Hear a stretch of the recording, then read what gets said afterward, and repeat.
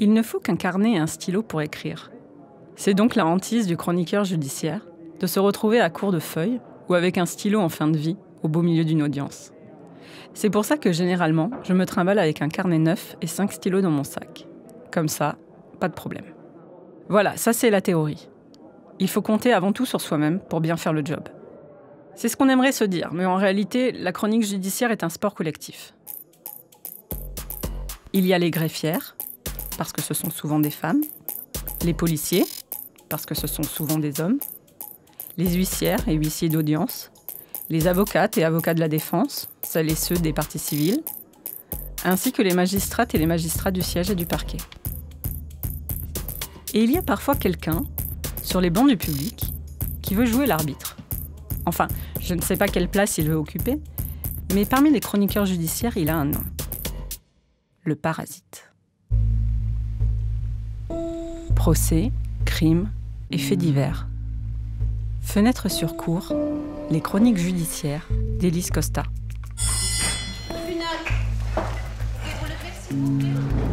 Saison 2.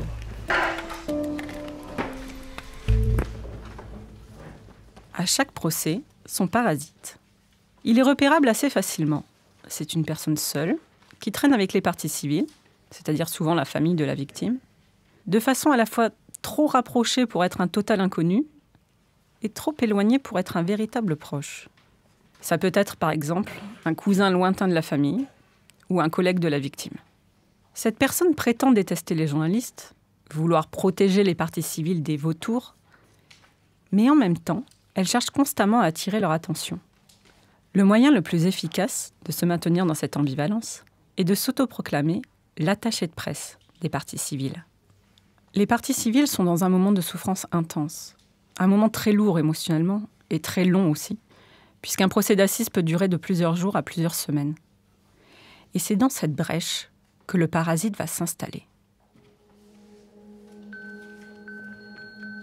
Le parasite va décider à leur place. À qui parler, à qui ne pas parler. Il crée un lien factice, car souvent, les parties civiles ne sont même pas au courant de ce qu'il est en train de faire.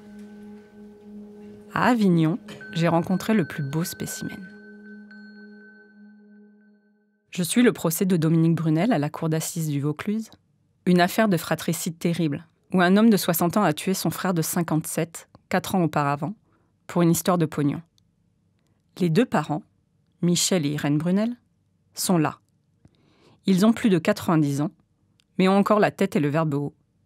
Et ils assistent ainsi au procès de leur fils aîné, Dominique, pour l'assassinat de son frère, leur fils préféré, Jean-Marc. Un homme mystérieux leur tourne autour, chaussures Nike aux pieds et cheveux poivre et sel. À une suspension d'audience, tout en discutant avec un policier, je prends une photo de la salle des pas perdus. Il ne faut pas d'autorisation pour ce genre de photo. D'ailleurs, ce matin-là, les caméras de télévision sont partout.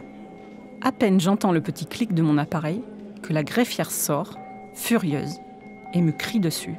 « Vous supprimez immédiatement votre photo !» Le policier à côté de moi, bien gentil au demeurant, me demande, gêné, d'effacer la photo devant lui. Il doit vérifier. Il n'y a rien sur la photo, juste l'entrée de la salle d'audience, de la pierre et des portiques. La belle affaire. Mais je m'exécute en pensant que je trouverai un autre moyen.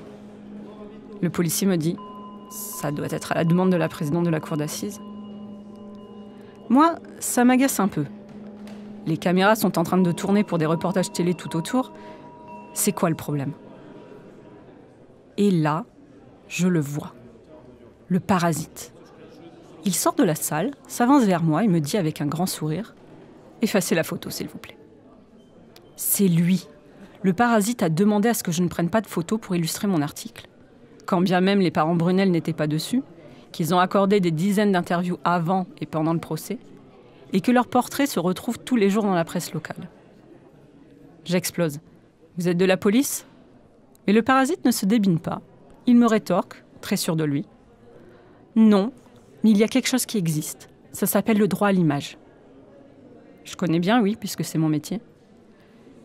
Je tourne les talons et je le plante là, au milieu de ces petites leçons et de ces grandes phrases, parce que j'ai envie d'un café, et aussi parce que parfois, il faut savoir choisir entre avoir raison et avoir la paix.